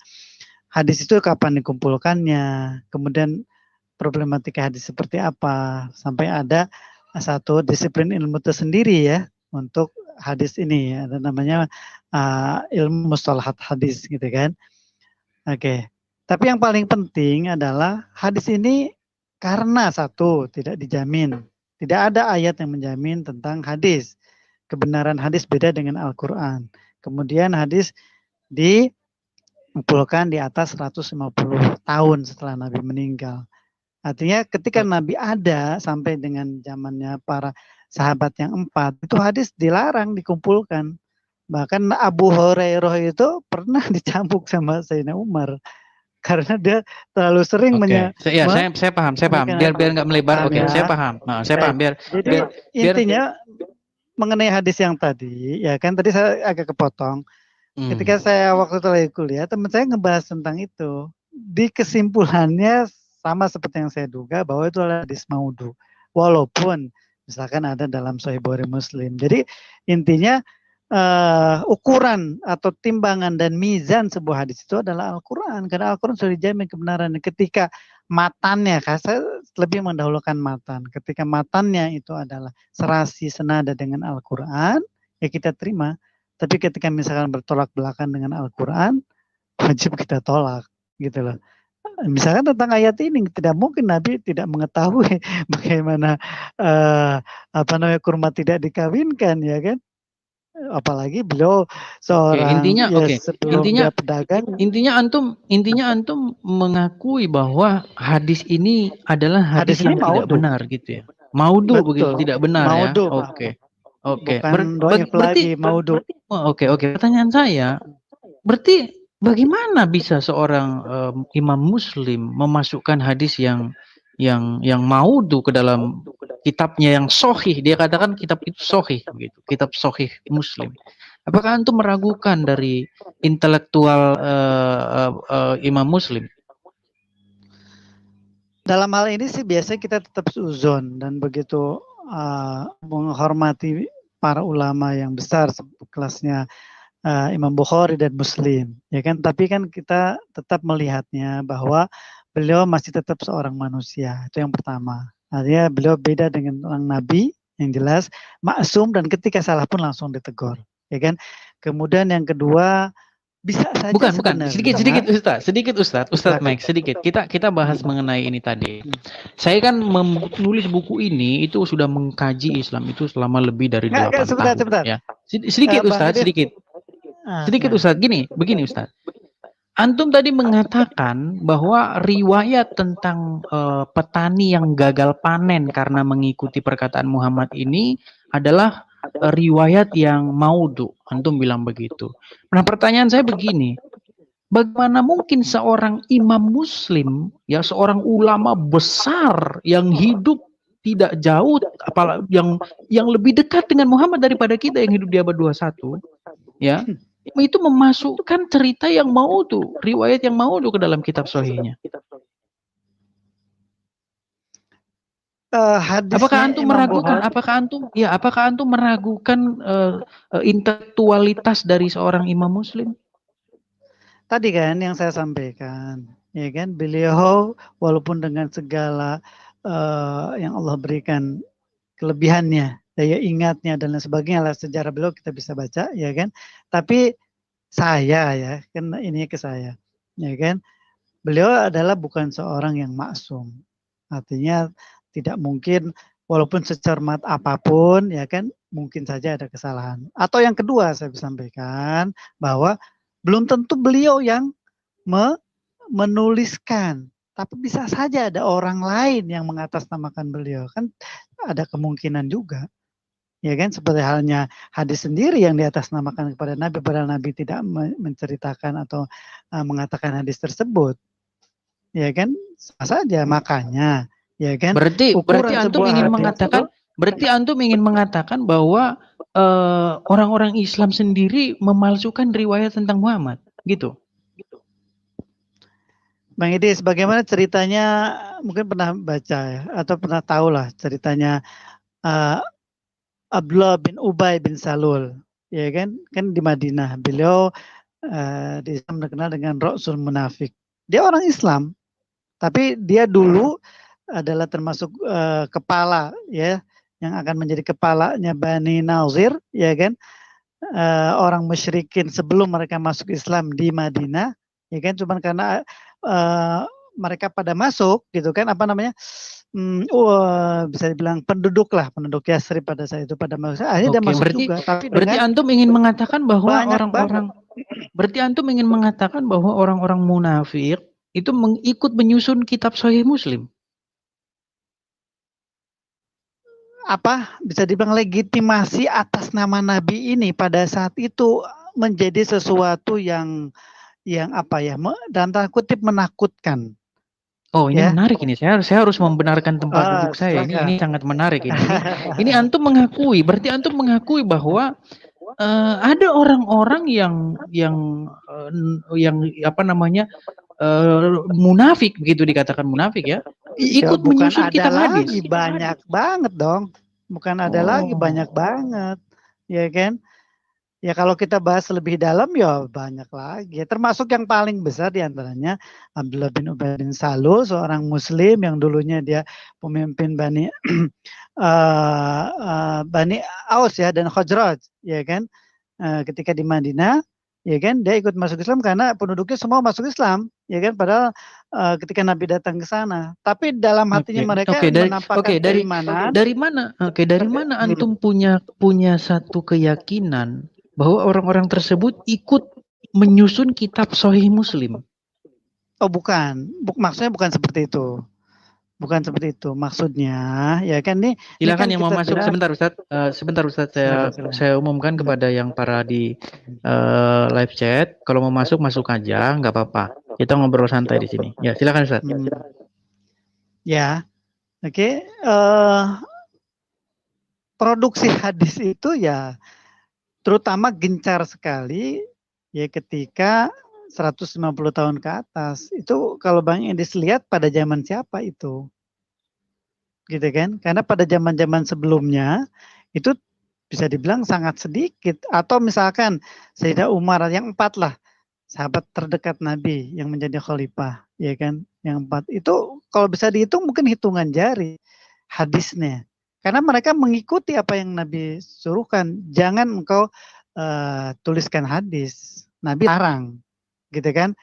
Tapi seorang ya mohon maaf nih ketika yang ada yang tidak setuju, seorang Abu Hurairah yang ada ini istilah berbeda pendapat. Ada yang bilang beliau pernah berjumpa Nabi, ada yang bilang tidak, gitu kan? Beliau adalah seorang Yaman yang datang ke Madinah, ke Madinah yang dalam dari Daus secara ekonomi begitu minim lah bisa dibilang, sampai beliau tinggal di masjid seperti itu, artinya tidak punya tempat tinggal. Maka disebut dengan ahlus sufah ya, orang yang inilah istilahnya apa, ya, tinggal di sekitaran Nabi tapi di masjid seperti itu. Nah itu kenapa beliau banyak sekali, padahal ada yang bilang tidak pernah berjumpa dengan Nabi, gitu kan? Dan banyaknya lagi ketika maaf, mungkin saya bisa bilang kepemimpinan setelah Muawiyah ke atas, gitu kan? Dan Bang Idris kalau diteliti ahli hadis itu banyak dari wilayahnya Damaskus. Bisa dicek. Oke, ya. Intinya antum ingin mengatakan bahwa banyak kepalsuan di dalam hadis itu gitu. Ya, saya bukan ceritakan ya, mungkin setahu saya hadis yang disaring oleh Imam Bukhari itu kalau tidak salah dari 100.000 ya. Itu menjadi 7.000. Menjadi 7.000 yang ada dalam kitab sahihnya. Itu kan bayangin dari 100.000 loh. Ya kan? Menjadi 7.000. Berarti apa? Banyak. Ya bahkan ya, itu lebih dari 90%. Ya, lebih dari 90% itu. Ya. Berarti lebih dari 90% cerita-cerita tentang Muhammad itu tidak ada yang benar satupun gitu ya. Bukan cerita tentang Nabi Muhammad, mengatasnamakan. Iya, artinya kan mengatasnamakan itu kan artinya cerita tentang Muhammad gitu loh. Ya, bisa. Kenapa? Karena pergolakan politik setelah Nabi Muhammad meninggal itu kan luar biasa. Ya kan? Masalah kepemimpinan, masalah yang murtad, masalah yang tidak mau bayar zakat, dan terutama setelah masanya berganti dari khalifah ke Puspasari kalau sebentar ini Ustadz, Puspasari kalau daripada ngoceh-ngoceh di bawah ya kan, kalau memang punya ilmu, punya kemampuan, naik saja gitu, tunjukkan gitu salahnya di mana ya. Silakan Ustadz. Oke. Ya, berubah dari khalifah menjadi bani ya, atau negara atau daulah ya kan. Itu produksi hadis lebih gencar lah pada saat itu. Ya saya ungkapkan, kalau tidak salah ada dalam Bukhari Muslim juga kalau tidak salah ya. Itu ada hadis menyatakan bahwa debu yang menempel pada bulu hidung kudanya Muawiyah itu lebih utama dibandingkan Umar bin Abdul Aziz. Ada loh riwayat hadis yang seperti itu. Oke, artinya Anda mengakui bahwa ada intrik-intrik politik di balik itu gitu ya? Bukan ada lagi, ya kan? Makanya menarik. Ketika misalkan teman-teman Bang Edis di RAK dan sebagainya, ya kan, menguatkan imun dengan cara mentertawai hadis, ya buat saya sih itu sudah saya prediksi gitu kan. Karena mohon maaf, ya dari kalangan-kalangan Muslim, terutama di mungkin di beberapa pesantren, apalagi orang-orang yang begitu kita bilang akhbariyin lah, yang begitu berkecimpung dalam masalah hadis,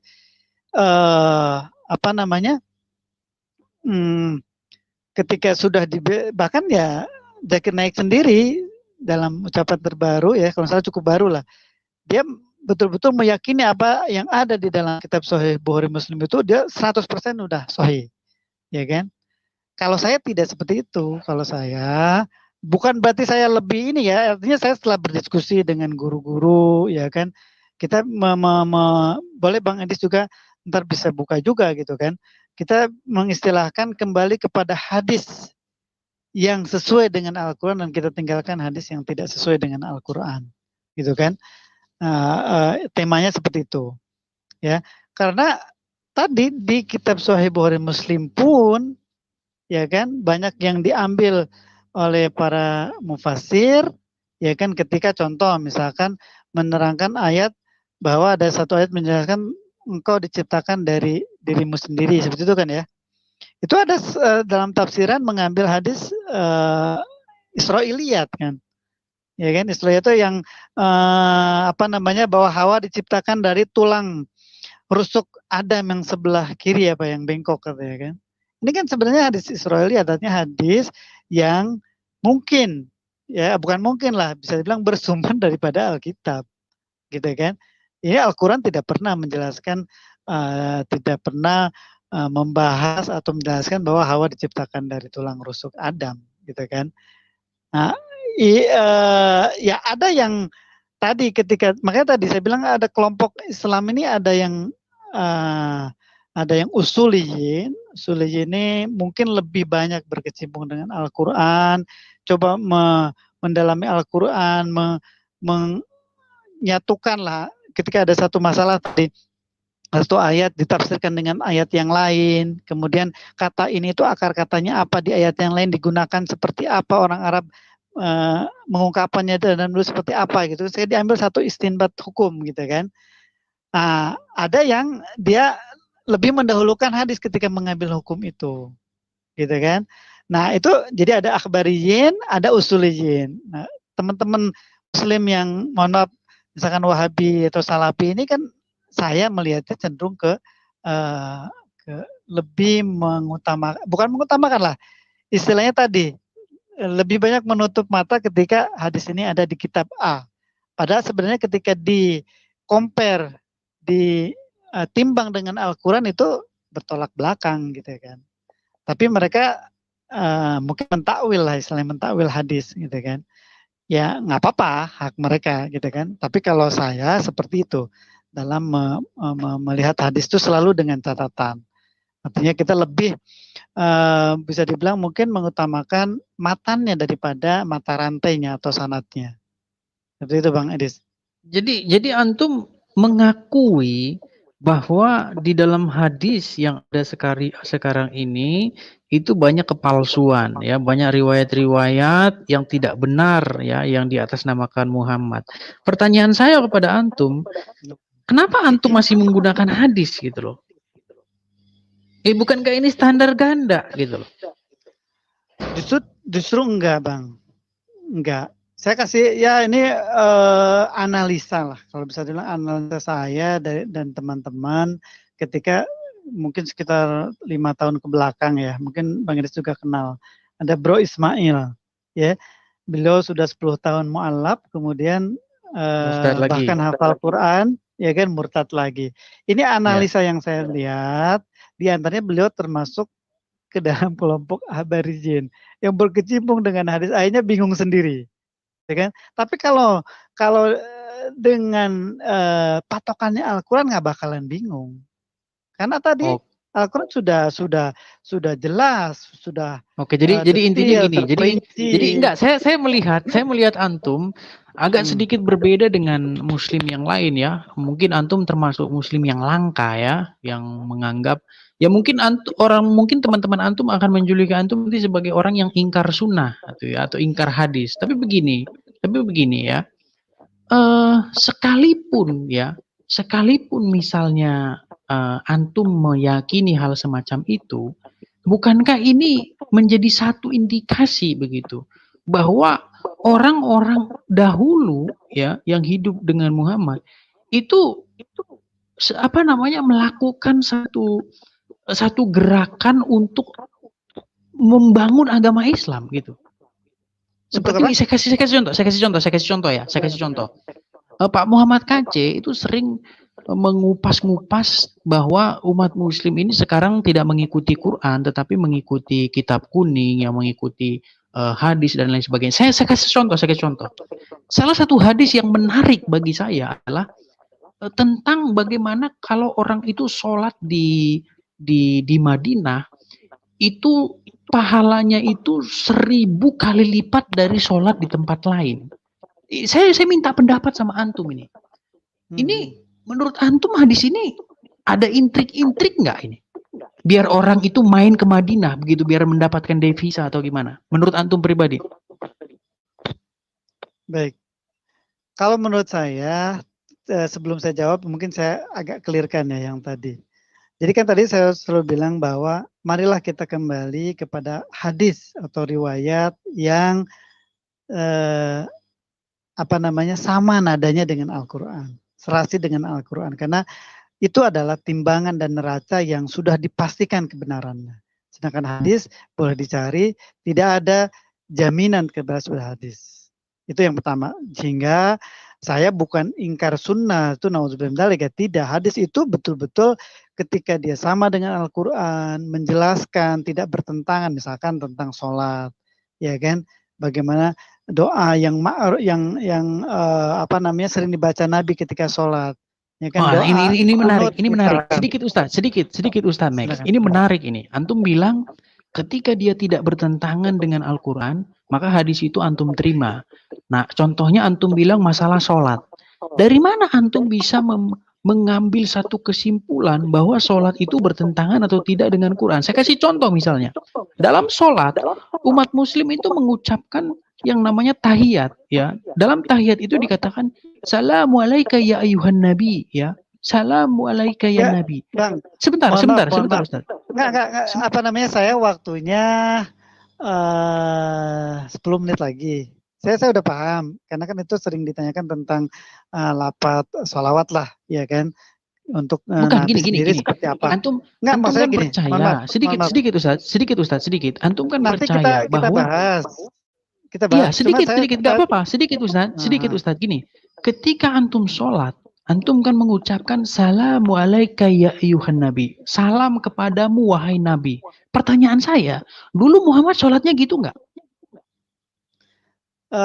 Terus terang saya belum pernah tanyakan itu. Dari kemarin saya mau diskusikan. Kita pakai pikiran logis saja. Kita pakai pikiran logis. Gini, kita logis saja Ustaz. Kira-kira mungkin nggak Muhammad mengucapkan Salamu alaika ya nabi? Dia ngomong gitu sama siapa? Ya kalau saya sih pastinya nggak seperti itu. Ini kalau ini asumsi saya nih, saya belum diskusikan Oke, nah soalnya. kalau Ya. begitu Saya nggak bagaimana mau umat berbau. Muslim? Kalau begitu umat Kalau- Muslim sholat seperti itu dapat dari mana, Ustaz? Ada, memang dalam riwayatnya banyak tentang sholat. Makanya tadi Ya. saya bilang, contoh. Muhammad kan mengatakan, ada dalam satu hadis Muhammad mengatakan, sholatlah kamu sebagaimana kamu melihat saya sholat, kan gitu, iya kan? Nah, apakah ketika Muhammad sholat dia mengatakan gini, Assalamualaikum ya Nabi? Muhammad ngomong gitu nggak waktu dia sholat? Saya lagi carikan juga itu hadisnya. Nah, rinciannya ini menjadi satu indikasi bahwa secara logis tidak mungkin Muhammad sholat dia mengucapkan Assalamualaikum ya Nabi. Dia mengucapkan itu siapa? Bukan. Makanya kalau tadi redaksi kan, yang dipertanyakan redaksi. Kalau saya, asumsi saya, redaksinya tidak sama seperti yang kita. Kan kalau dari maknanya juga kan beda kan. Assalamualaikum ayuhan Nabi. Salam untukmu ya Rasulullah. Kalau untuk Nabi sendiri, Assalamualaikum. Pastinya seperti nah, itu. berarti ketika Muhammad mengatakan sholatlah kamu sebagaimana kamu melihat saya sholat, itu perlu dipertanyakan ulang, gitu loh. Ya enggak? Maksudnya kan Muhammad mengatakan ini, sholatlah kamu sebagaimana kamu melihat saya sholat. Berarti kan sholat yang dilakukan Muslim adalah menurut apa yang dilakukan Muhammad, betul nggak? Ya, kalau yang tadi sebenarnya nggak ada masalah. Itu kan sekarang kalau misalkan Assalamualaikum maknanya misalkan saya mengucapkan salam buat saya, tapi redaksinya buat kamu, kan nggak sesuai. Bukan gini. Muhammad kan mengatakan gini, sholatlah kamu sebagaimana kamu melihat saya sholat. Iya kan? Ya, berarti itu kan banyak. Berarti antum percaya bahwa sholat yang antum lakukan itu sama persis dengan yang dilakukan Muhammad nggak? Ya, betul. Oke. Contoh misalkan ada sekumpulan hadis. Sedikit Ustaz. Kalau antum percaya bahwa sholat yang antum lakukan itu sama persis yang dilakukan oleh Muhammad, kira-kira Muhammad mengucapkan nggak Assalamualaikum ya ayuhan Nabi? Tadi asumsi saya, ini saya bilang kan asumsi ya, karena saya belum diskusikan, sehingga saya belum tahu persis. Asumsi saya redaksi tidak sama persis. Tapi berarti antum nggak sholat seperti bagaimana Muhammad sholat gitu loh. Oh enggak, justru kalau misalkan intinya gini, enggak, sebenarnya gini Ustaz. Saya ingin menagih perkataan Anda tadi dengan orang-orang yang sebenarnya mengarang-arang hadis gitu loh. Antum kan sudah mengakui tadi ada orang-orang yang mengarang-arang hadis. Antum mengakui. Enggak, sebentar, biar tidak salah persepsi, ya kan? Contoh misalkan kayak doa kuno, kan sholat tuh banyak ya Bang Enis, tahu lah, berdiri, ada bacaannya dari mulai, kan ada yang syarat sah, ada rukun sholat. Ini kita mungkin dari rukun sholat itu ya ada mulai takbiratul ihram, kemudian membaca Fatihah, kemudian dan seterusnya, ada ruku, sujud dan bukan sebagainya. yang fokusnya tahiyat itu Ustaz. Enggak itu kita enggak. Enggak, kalau seperti itu ntar justru malah nggak dipahami omongannya, kecuali Bang Edis memang Ustaz, bermaksud untuk tidak karena yang saya fokuskan itu adalah mengenai tahiyat ini ya. Dalam tahiyat kan sholatnya mengatakan Assalamualaikum ya Nabi, kan begitu, salam sejahtera kepadamu duhai Nabi, kan gitu. Pertanyaan saya, Muhammad ngucapin tahiyat itu enggak? Ya sekarang seperti ini Bang Edis, ya kan tadi saya contohkan nih, itu artinya Bang Edis tahu nggak yang barusan? Salam kan kepadamu, kan? Salam sejahtera kepadamu wahai Nabi. Sekarang contoh, pertanyaan saya Muhammad nggak? Pertanyaan saya Muhammad mengatakan itu nggak? Mengucapkan Assalamualaikum ya Nabi nggak? Muhammad mengatakan itu nggak? Muhammad tuh ketika ngasih tahu tentang ini, pertanyaan saya gini Ustaz, ketika Muhammad sholat, Muhammad mengucapkan tahiyat nggak? Assalamualaikum ya Nabi, dia ngucapin itu enggak? Ya, beliau kasih catatan lah Bang Edis, masalah sebenarnya di mana antum dapatkan itu? Di mana antum dapatkan itu? Ya ini asumsi saya ya, masih asumsi saya, tapi secara logika seperti itu. Ya kan, Nabi sampaikan nih, ketika kamu kan mengucapkan salam kepada saya, berarti redaksinya Assalamualaikum, ya kan? Seperti itu. Ini juga harus dipertanyakan dong, harusnya kalau Bang Edis mau detail lagi. Ya, antum dapat itu dari mana itu? Enggak, soalnya antum jangan-jangan antum jadi bikin hadis lagi sekarang gitu loh. Bukan. Enggak Loh, begitu. enggak, Makanya antum saya dapat itu bilang dari ini kan mana? ini Ya, antum dapat itu ini dari asumsi mana? saya. Dari asumsi saya dulu. Karena Nah, saya berarti belum asumsi diskusikan. gitu Tadi ya. kan saya Asumsi berarti tadi ya. saya bilang kan saya belum membahas tentang ini, makanya saya nggak mau lanjut ke sini. Tapi Bang Edis kan maksa. Akhirnya ini asumsi logika saya, ya kan? Jadi ketika Nabi jelaskan tuh detail. Nih bacaan tahiyat, ketika misalkan kamu yang mengucapkan itu assalamualaikum, ya kan? Tapi kalau aku assalamu alayya, ya kan? Alayya Iya. sama alaika kan beda Masalahnya maknanya. itu antum enggak Kalau Bang Edis dasarnya mau itu asumsi. pertanyakan, ya, kan tadi dipaksa. Saya bilang nanti kita akan coba diskusikan dan kita sampaikan resminya. Ada buku di dalam ini mungkin saya mau ambil juga nih walaupun dari kalangan teman-teman Salafi ya, ada yang sudah ditashih oleh Ibn Baz dari Saudi Arabia, ya kan? Kitabnya seperti sholatnya Nabi, sifat sholatnya Nabi itu diambil dari riwayat-riwayat hadis. Mungkin Bang Hadis juga bisa cek lebih dulu ya kan. Sifat sholat Nabi itu kalau salah sudah banyak terjemahannya. Itu diambilnya dari hadis semuanya. Disusun oleh Bin Baz, ya kan? Oleh Ibn Baz. Oke. Sebenarnya kalau mau membahas itu Bang Hadis harus tanyain juga harusnya lebih kritis lagi kenapa nggak assalamu alaihi misalkan. Kok alaika? Alaika kan domir untukmu nih kalau Bang Edis mau lebih detail lagi. Alaika itu orangnya ada. Ya kan? Artinya anta, artinya ada di hadapan kan. Assalamualaikum ayuhan nabi. Kenapa enggak assalamu alaihi? Domir orang ketiga ini kok orang kedua nih. Harusnya kalau mau kritis seperti itu. Terus juga di tahiyat kenapa harus salam kepada Ibrahim juga dan keluarganya misalkan. Ya kan? Makanya ntar kita bahas. Nah, kalau masalah salam kepada Ibrahim itu enggak jadi soal. Yang saya permasalahkan itu adalah Assalamualaikum ya Nabi itu. Apakah dia Muhammad ketika sholat mengucapkan itu? Antum tadi sudah mengatakan, saya rasa tidak mungkin. Antum kan sudah bilang gitu. Oke, ya, Pak Ustadz. Tadi saya bilang kan, ini.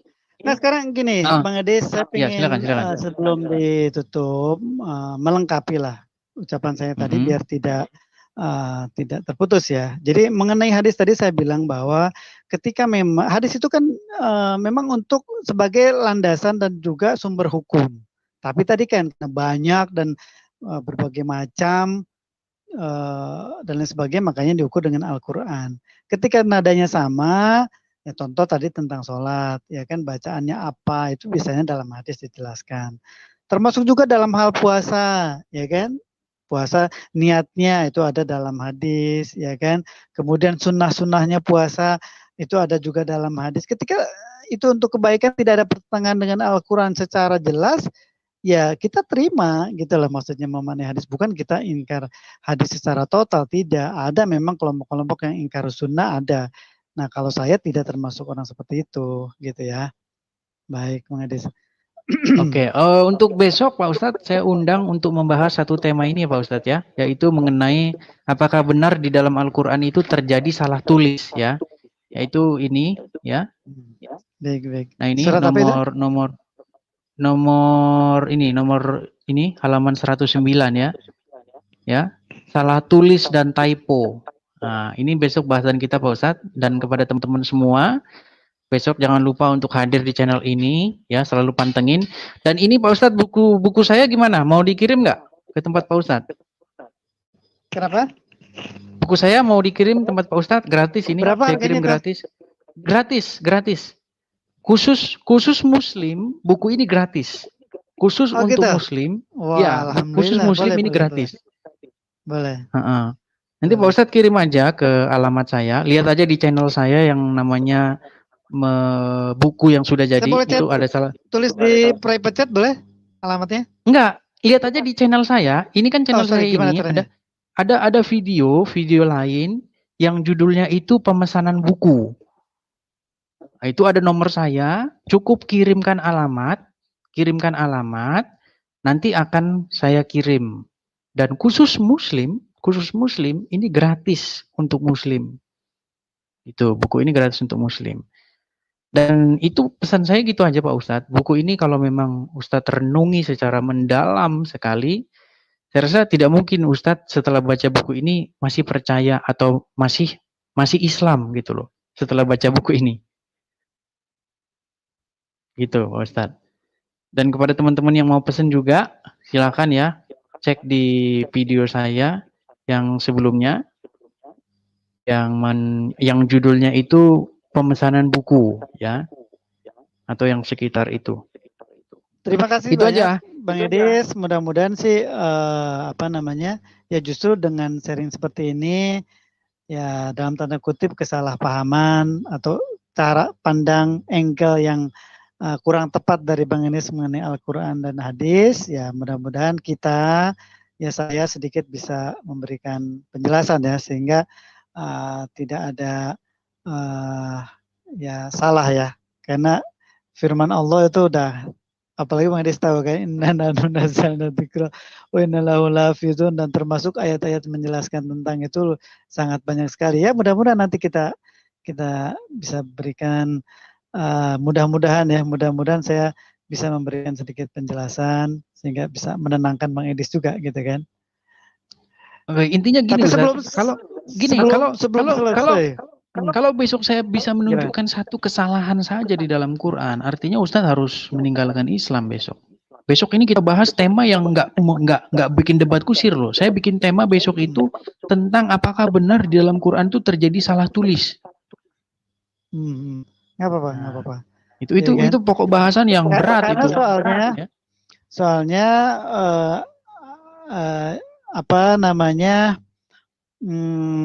ya saya dalam surat ya mohon maaf nih sedikit Bang Edis. Misalkan Al-Baqarah ya kan 67, surat Al-Baqarah ayat 67 sampai dengan 71. Ini ada, mohon maaf, karakteristik Ahlul Kitab nih Bang Edis ada nih. Tapi mudah-mudahan ya bisa ini kita bisa sharing sehingga paling tidak bisa memberikan pemahaman sedikit lah, mudah-mudahan gitu kan. Atau kalau misalkan saya tidak mampu, saya paling tidak bisa menunjukkan link-link yang saya ambil selama ini gitu kan. Insya Allah di situ malah lebih lengkap gitu kan, lebih jelas, lebih detail karena langsung dari ahlinya gitu kan, seperti itu. Oke. Siap. Begitu siap, aja. Bang Edis, terima kasih banyak. Oke, makasih banyak Ustadz. Besok jangan lupa ya, bahasan kita besok apakah di Quran terjadi kesalahan tulis ya. Dan sekali lagi teman-teman yang mau pesan buku saya, lihat aja di channel saya, di video-video lain, saya membahas buku ini. Di situ ada kontak yang bisa dihubungi. Saya pamit ya Bang. Ya, makasih Bang. Ya, makasih Ustadz ya. Di kontak yang bisa dihubungi, ya, cek di video saya, ya, lihat ke channel utama, beranda utama, kemudian cek videonya, terus lihat yang sampul cover bukunya itu tentang buku. Itu ada nomor saya cantumin di situ. Tinggal kirimkan saja alamat, nanti akan saya kirimkan buku ini ya. Ya, jadi buku ini sangat menarik ya. Buku ini dari awal itu ringan bahasannya, semakin ke belakang itu semakin berat bahasanya. Untuk orang yang nggak biasa baca Bible sama nggak biasa baca Quran, mungkin akan sakit kepala baca buku ini yang bagian belakang ya. Karena saya mempreteli kata per kata ya. Kata per kata itu saya preteli detail-detailnya. Seperti itu, termasuk tanda baca dan lain sebagainya. Demikian siaran langsung malam ini. Sampai jumpa kembali besok. Jangan lupa besok kita membahas dengan judul apakah benar di dalam Al-Quran ada terjadi salah tulis. Demikian, selamat malam.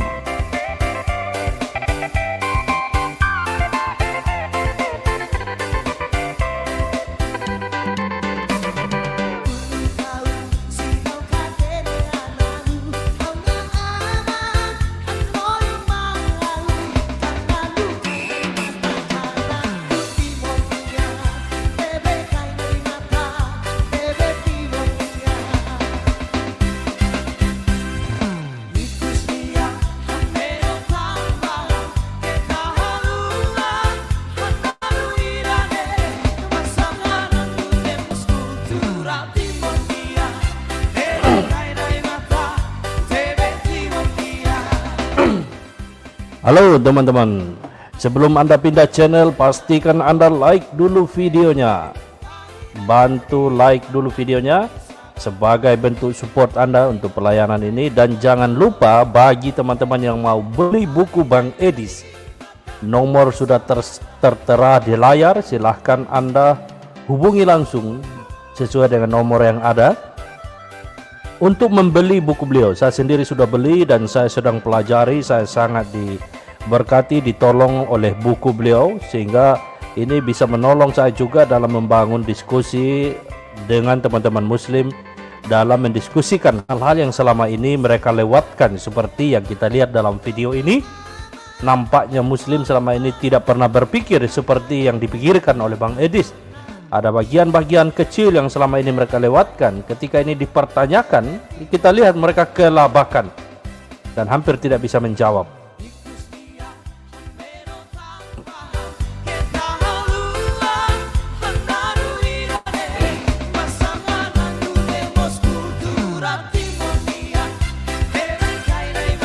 Ya, teman-teman bantu like dulu videonya ya.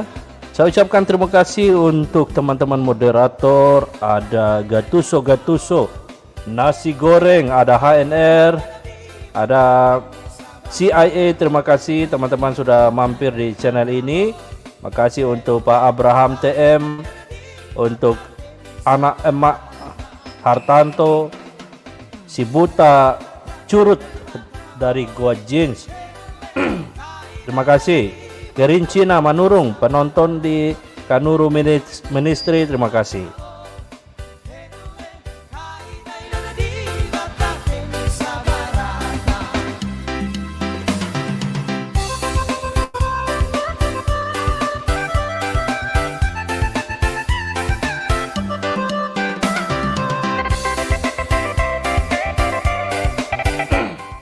Ayo di like dulu videonya. Sebelum pindah kanal, pastikan Anda sudah like videonya dan bantu share ke WhatsApp group, ke Facebook, ke Instagram, ke Twitter atau ke Telegram. Bantu share video ini teman-teman.